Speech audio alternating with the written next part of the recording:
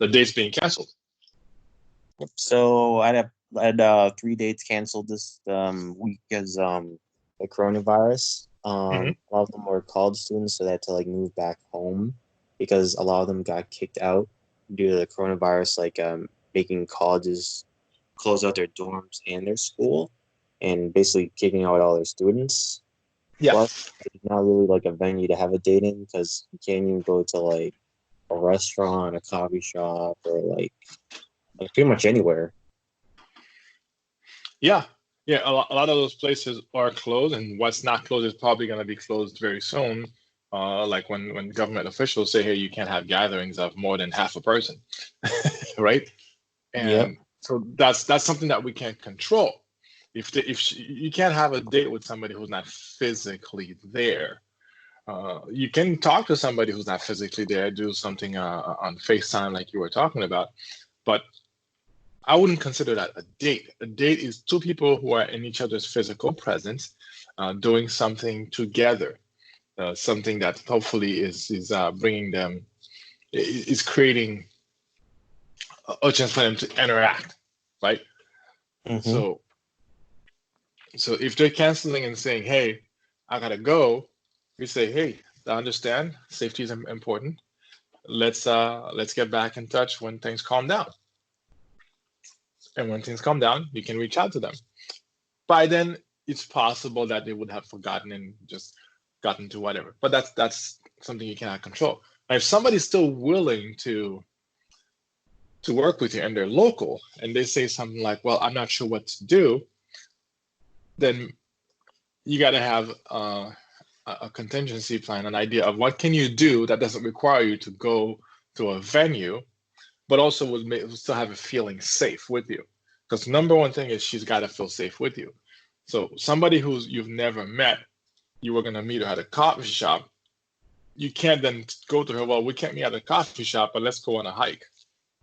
Because I wouldn't tell her to go. And I don't want you to go on a hike with somebody you've never met either. There's just too much that could go wrong there. So what can we do then? What else can we do? Maybe we can have a picnic.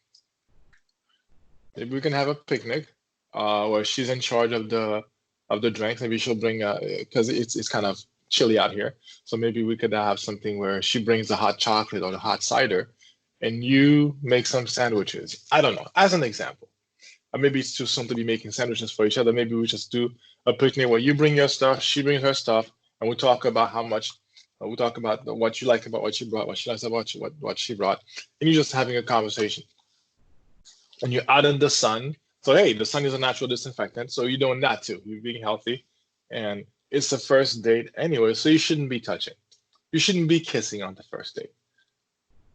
So nothing unusual is happening there. We're just being more creative about how we're going to get together.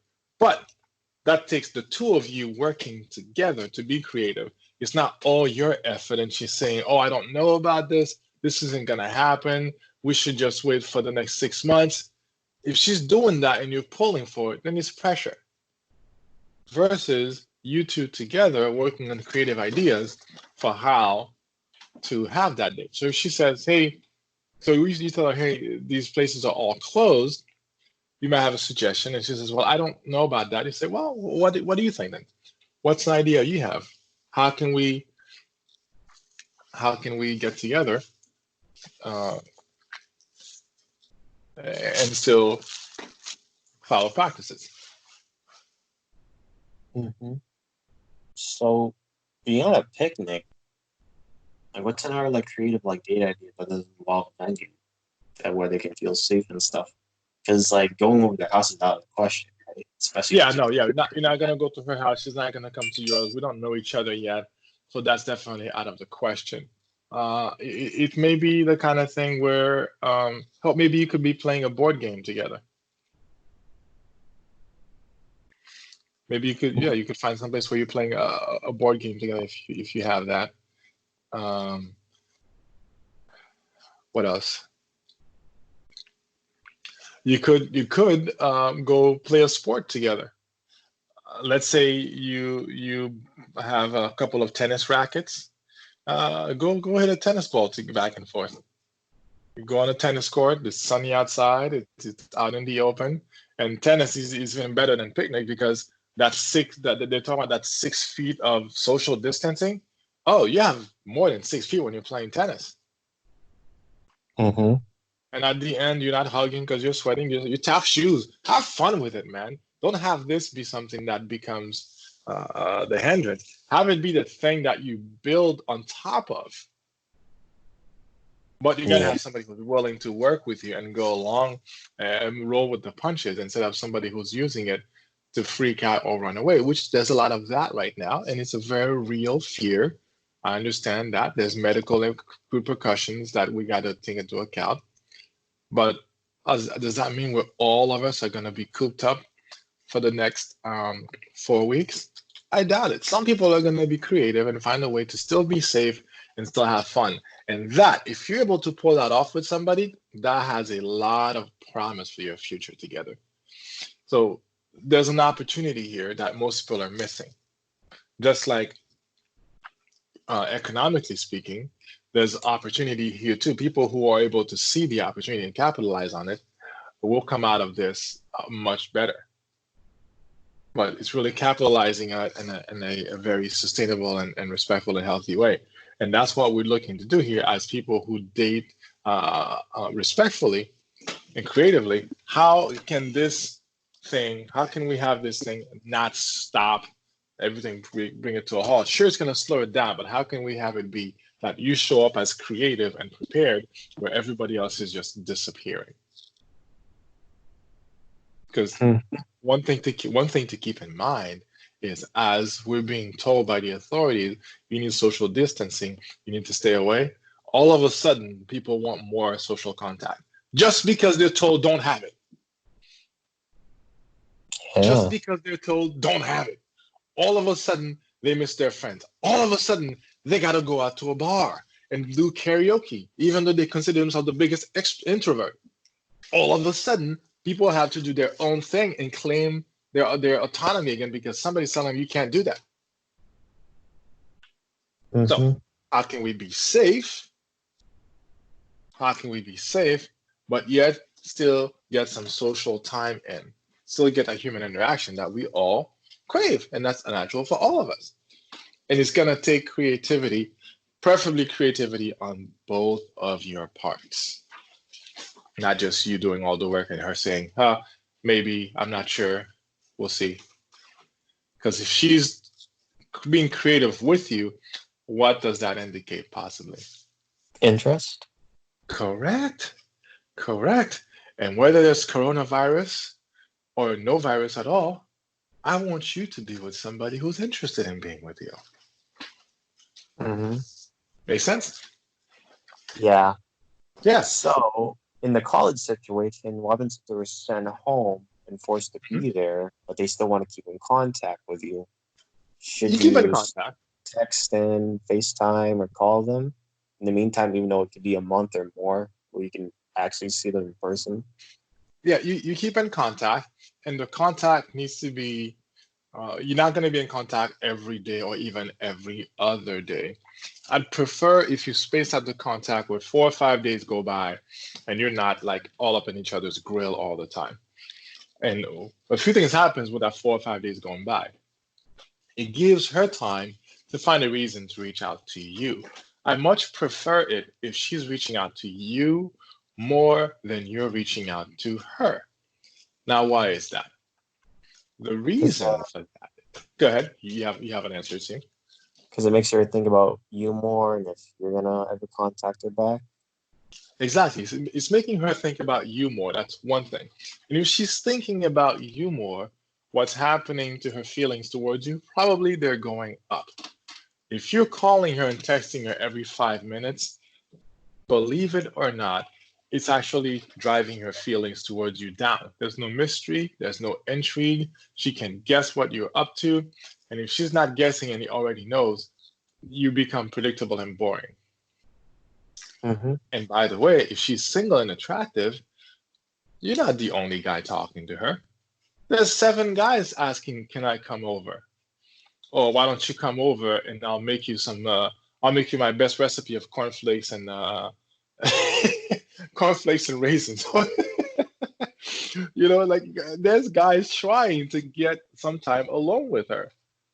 And here you are. She knows you're interested because you are talking to her. You're having a good time. She's laughing with you, making light of the situation. You're not like all the other guys where you're complaining about the whole thing and being a victim. You're just like, it'll be fine. It'll be fine. It's under control. We're gonna be back to school in 2 years or less.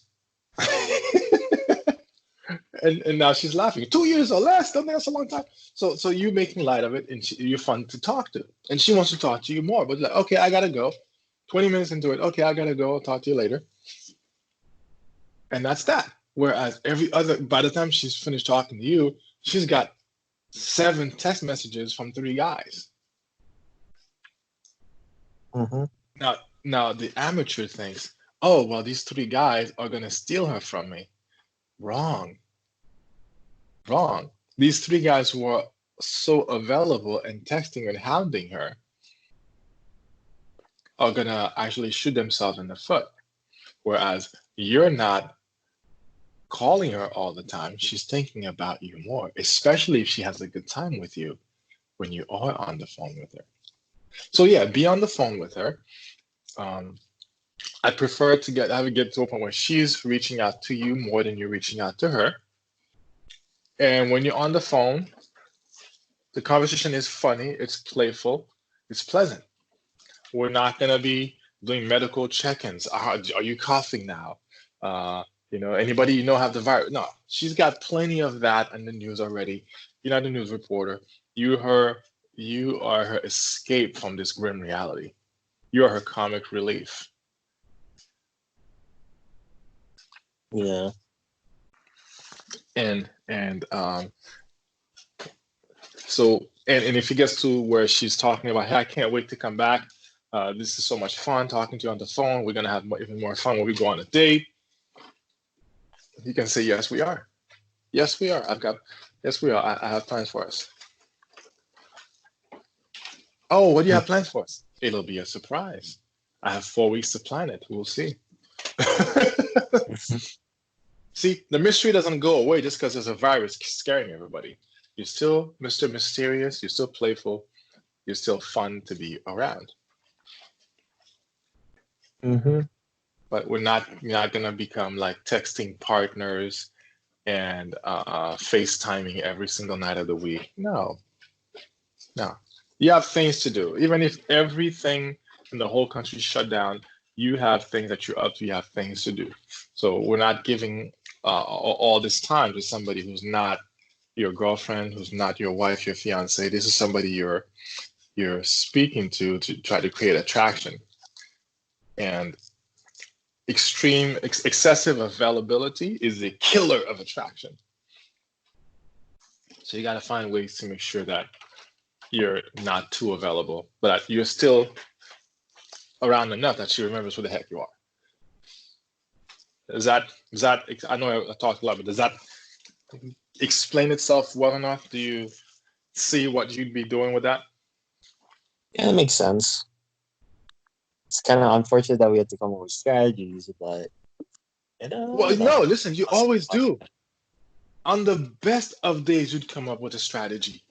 Listen, Aaron, if there was no such thing as coronavirus and everybody was healthy, the sun was shining, you had all the time and all the money in the world, and you had 17 women every 2 minutes calling you saying, when can I spend time with you?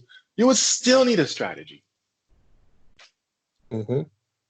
You would not leave it to chance. You would still need a strategy. It's just that the strategy now needs to be adjusted for the current situation. And when the situation changes, your strategy will be adjusted accordingly. People who don't have a strategy end up buying a bunch of toilet paper and not really the stuff they need. Because just look around to see what everybody else is doing and they do that. But when you have a strategy, you have a plan, you have a sense of, okay, this is what needs to happen. And these are the actions I can take to get there. Yeah. And you can stay calm. And let me tell you, in a moment of panic, a man who is calm is very attractive, very much in demand. Mm-hmm. Yeah. Like, what was I gonna say?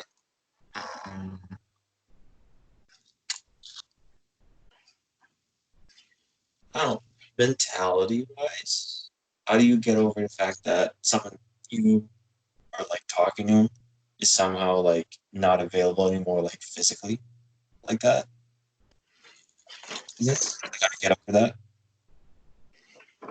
It's not necessarily something to get over, it's just accepting the reality of it.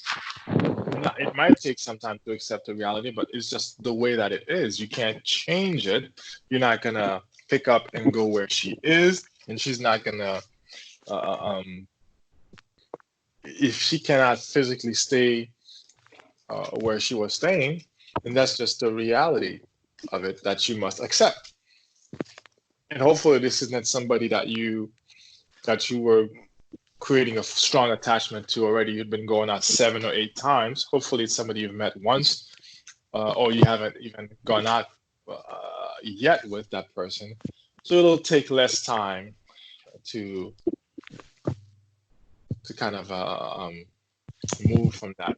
But it's just the reality that we're in right now. Is if she's moved, and think about it, it's no different than if she had moved for work or moved to change schools or had an internship she was doing for 3 months in California. She'd still be away. The difference is there's a different circumstance. So it's not like this would never have happened. A woman you're talking to is likely, it's possible that at some point she'd just be geographically unavailable.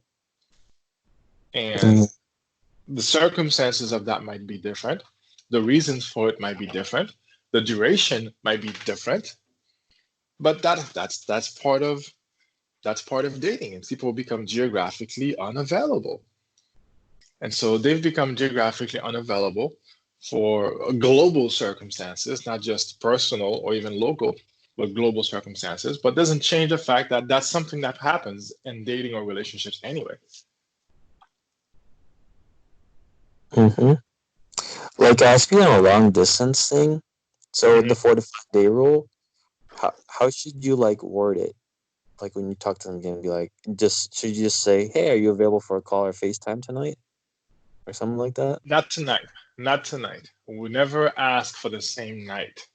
We never ask for the same night. If she reaches out to you and you happen to be available tonight, you can say okay, but I prefer that it's at least the next night or the night after that. If you're gonna ask her to FaceTime, ask to do it tomorrow or in a couple of days. In a couple of days. And if she says, well, couple of days, that's a long time away. You go, well, are you suggesting we talk sooner? Because you've already suggested a time, and if she doesn't like what you're suggesting, then you don't go and suggest another time on top of it. It's for her to now send one back. It's a negotiation. Mm-hmm. It's a negotiation. So one of the main rules of negotiation is you never bid against yourself. That means if you've already made an offer for a price and the person that you made the offer to doesn't want that price, they might try to have you offer a new price on top of the one you just did. No, it's their turn now. It's their move. Same thing with the time. You say, are you free to do FaceTime?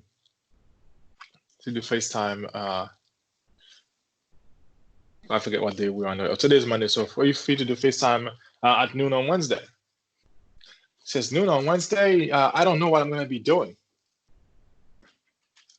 at noon on Wednesday. You say, yeah, which is why I'm asking you if you're free. So can you find out? What or when would you be free? So she says, well, I don't know about Wednesday, but how about tonight? Tonight, great. What time are you thinking tonight? That's what we're doing here. Yeah. And scheduling What time are ahead you? for it, Yeah, basically. yeah. I prefer the scheduling ahead, especially when it's brand new. And this is not somebody you've gone out with several times. There's some rapport there, and there's some attraction being exchanged back and forth. But there's none of that yet. I don't want you playing phone tag with her. And right now, there's like the best excuse ever for somebody who doesn't want to talk to you to string you along. Oh, I'm really stressed out with this coronavirus thing. I don't know where I'm gonna be. My parents might need me to do some chores. Um, what if I start coughing between now and Wednesday? There's like a multitude of excuses that could come up as a result of this. Some of them already have come up.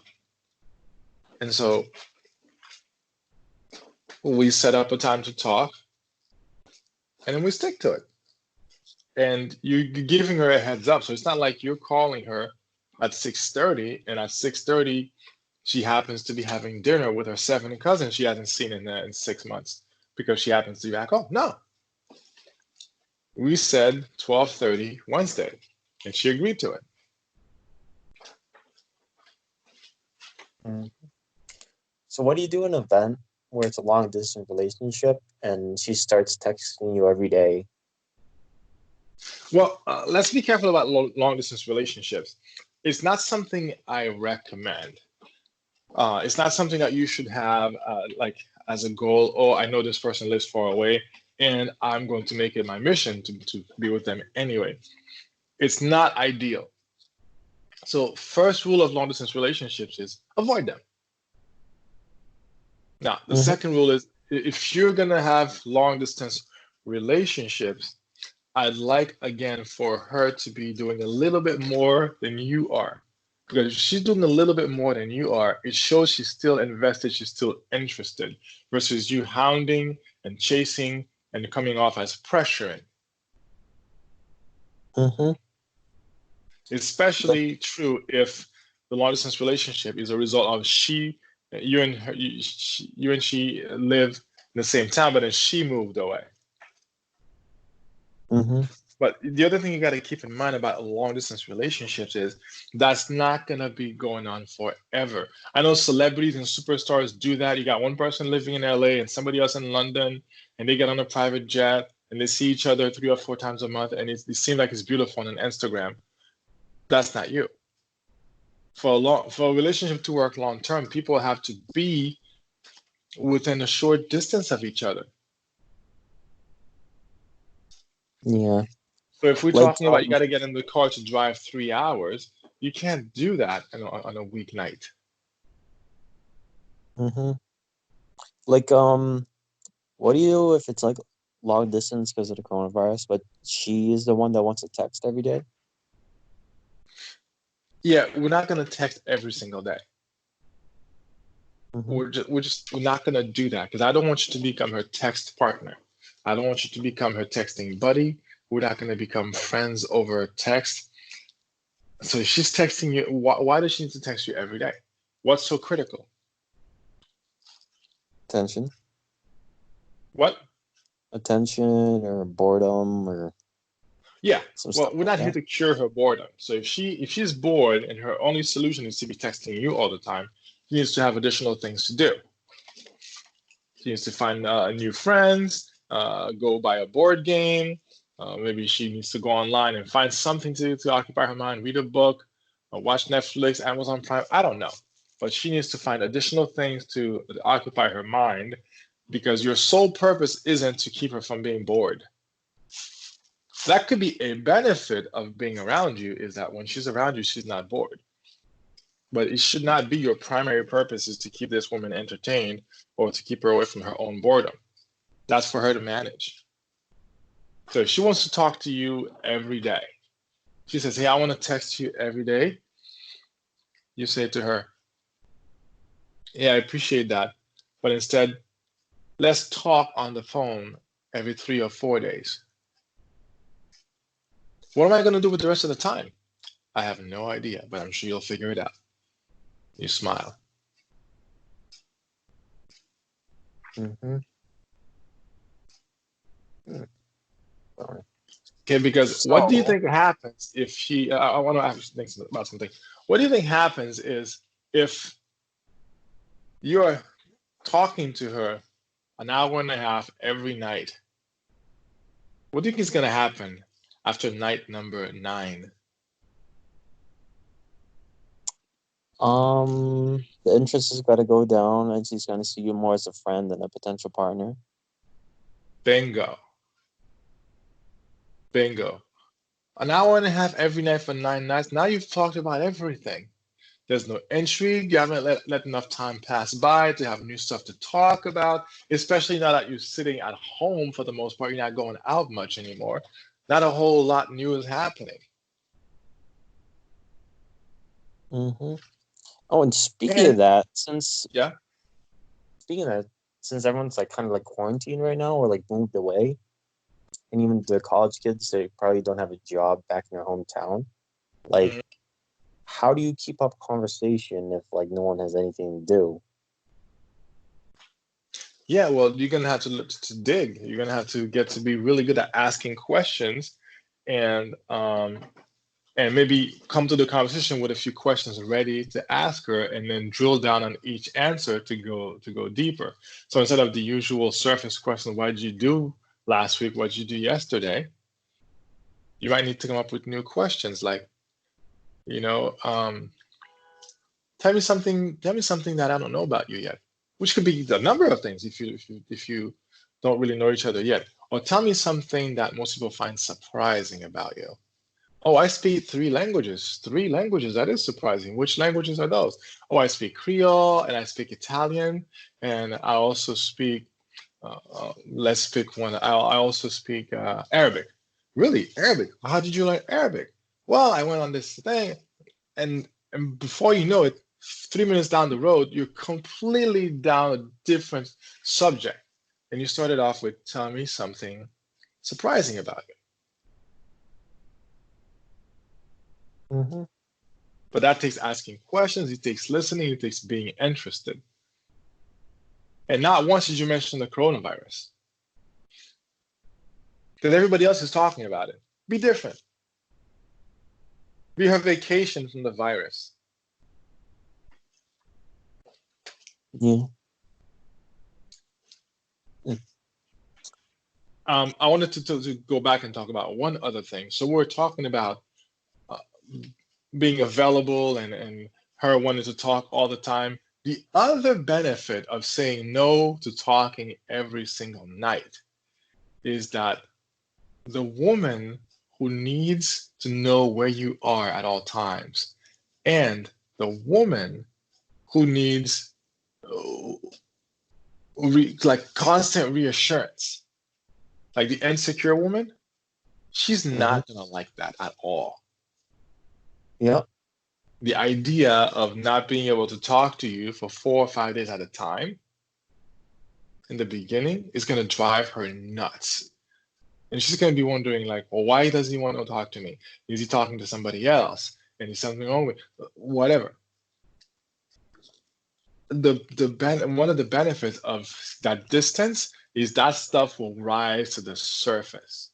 So I want to see sooner what happens when you say no to her. Mm-hmm. I want to get to see what happens when you say no to her. Does she start manipulating? Does she start calling you names? Does she start making accusations? Is she calling you anyway and FaceTiming you unexpectedly at 10:30 at night? Why is she FaceTiming you unexpectedly at 10:30 at night? Is she checking up on you? When you say no, let's talk in 5 days or 4 days, and she's calling sooner, oh, I had to hear from you, and she's calling 2 or 3 times a day, look what you got to find out. But if you scheduled all that time with her anyway, you never got to find that out. But now you become a couple and you've got your job, you graduated college, you've got a job that demands your attention for 8 or 10 hours at a time, and she calls you at 10:30 in the morning, you don't get back to her until 7:30 at night. Now there's a fight. Mm-hmm. All this is stuff you can avoid by by obeying what you're referring to as the 4 or 5 day. Well, it's 5 days minimum and up to 9 days. I didn't make this up. This isn't something that I just like randomly chose. This is one of the first principles I learned from a book called The System by Doc Love, one of the first guys I learned about dating from. And he came up with this by interviewing thousands of women and not only just listening to what they said, but watching what they actually did and how they respond when a guy calls within 3 days versus a guy who calls on day number 6. So many women, it's true, many women will not respond to you if you wait more than 3 days to call. You'll be blocked by then. Isn't that a good thing, though? Mm-hmm. Why is it a good thing?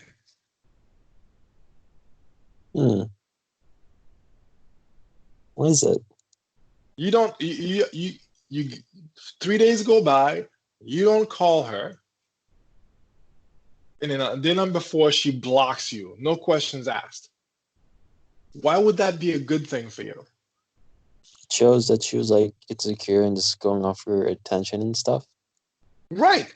Plus, Aaron, she's a capable person. She's got fingers. Her phone works both ways. Why isn't she calling you? Mm-hmm. Oh, I don't call men. Men call me. Really? Why is that? Well, because I'm the woman and the man should call me. Oh, really? So then what does the man get to tell you to do because you're the woman? If you get to tell him he has to call, what orders does he have for you? Oh, no. I'm an independent woman. You see where we're going with this? She's making all these rules, but then saying you're following dumb rules. Yeah. So, another question. Even with this whole quarantine and coronavirus stuff, should you still be like actively looking to meet people on like dating apps and stuff? Or should you hold Right off? now, dating apps are probably going to be the place to go. It's going to be probably saturated too. And well, the thing I suspect is going to happen with dating apps, is, at least for the next few weeks, is you're going to have a lot of people who are on there out of boredom. Yeah. Not necessarily because they're looking for a date, but because they've watched everything on Netflix, they don't have Amazon Prime, and they don't like Disney Plus. I just made that up. You can rearrange the order however you want. But the point is that the usual sources of entertainment will at some point wear out. And so what's going to happen is a lot of people are going to join these sites just for entertainment value, to see how much attention they can get. Who's going to say what? Or what's the dumbest thing they can get a guy to do? Yeah. So if anything, this might be a good time to take a break from those dating apps and go work on yourself. If you're a single guy right now and you don't have anybody, you don't have any new phone numbers that you can be talking to between now and the time that they lift this ban, there's nothing wrong with that. It is a perfect time to go work on some project that you've been putting off. Maybe your apartment needs a good cleaning. Take it room by room and make that thing look amazing to your liking. Maybe that's your project. Or maybe there's this book you've been wanting to read or this podcast you've been wanting to listen to. Go educate yourself on some topic. And by the time this whole quarantine thing is over and somebody says to you, so what did you do during the quarantine? Instead of saying, oh, I watched 17 episodes of this new show on Netflix, or I binge watched everything on Amazon Prime, you could say, yeah, I learned a new skill. Really? What did you learn a new skill in 14 weeks? Yeah, I've been watching all these YouTube videos on how to make coffee tables from old wood pallets. Now you have a great conversation piece to have. Mm-hmm. So being single is not a bad thing. How are you utilizing your time? If there's nobody physically available to date, It's not the end of the world. I know it might seem like it. It's not the end of the world. What else can you be doing to grow? What some interests you can go explore? This is a great time to go do any of that stuff. Like for me, one thing I'm going to be working on is I've got an old PlayStation here. It's one of the backwards compatible ones. So it can play PlayStation 1, PlayStation 2, and PlayStation 3 games. Those are rare. It stopped working. I'm going to go on YouTube. I'm going to look at the video on how to fix it. Mm-hmm. That's going to be something I'm going to be doing during this time. Yep. And maybe one thing that you can also be doing, by the way, is if you're somebody who has a bunch of junk around your house, put some of it on up for sale. This is a great time to put stuff up for sale, make a few bucks. People are sitting around their houses, they're itching, they're bored, they're looking to buy stuff, sell stuff. So you put stuff on Facebook Marketplace, and look, you're getting social interaction. Mm-hmm. Yeah. Yeah, because it's not like, since everyone's like stuck at home, can't go to school, can't go to work, it's not like you can meet any girls right now, especially since there's no venues either. Right, exactly. So it's difficult, and so this is a good time. It's a good time to go and sharpen the axe. It's a good time to go hone your skills. See, an Olympic athlete doesn't start stretching and practicing when they land where the Olympic Games are happening. They've been practicing and stretching for years before. And this now is a time to practice. There's no venue to go to. There's no Olympic game of dating happening right now. Just fine, go practice, man. You should be on any men's forum you can find and go, I want to get better at X, Y, Z. Do you have any recommendations for books, for podcasts, for whatever? And it might not even need to be something to do with dating, like I said before. Or maybe it does. Maybe you realize, hey, you know what? I just can't seem to get past the first date. Everybody I get to the first date with, they tell me you're a great guy, but you're not for me. Anybody have any books they can recommend on how to get past the first date? And the next month, you read all those freaking books. Mm-hmm. Oh yeah, don't you have some Facebook groups that you go to, Richard, that you invited me to? Oh, absolutely. Yeah, I have some Facebook groups that I've been a part of. One of them is the Boston Men's Group. In fact, tonight I'm going to be hosting a Facebook Live event with the Boston Men's Group. And if you're not a member, you just request to be a member of the Facebook page, and you get approved within pretty quickly on there. Then there's also something called Men Talks Community. That one's been around a little bit longer, but the Men Talks Community, where men come to ask questions on any issue that's important to them. So people ask about any array of issues, family stuff, work stuff, dating stuff, whatever. So those are two of the many that I go to. But you don't have to have all the answers right there popping up in your head. It's okay to reach out and ask for suggestions, ask for ideas, and try new stuff. Mm-hmm. Yeah. Well, I guess that's like that's about everything we talk about the coronavirus thing. Oh yeah. So any more questions not related to Corona? Not to the podcast, but Okay. yeah, it's got 40 minutes. Good recording. I guess we can, like you said, in this time we can record more podcast episodes, and I can look up more stuff about podcasting too.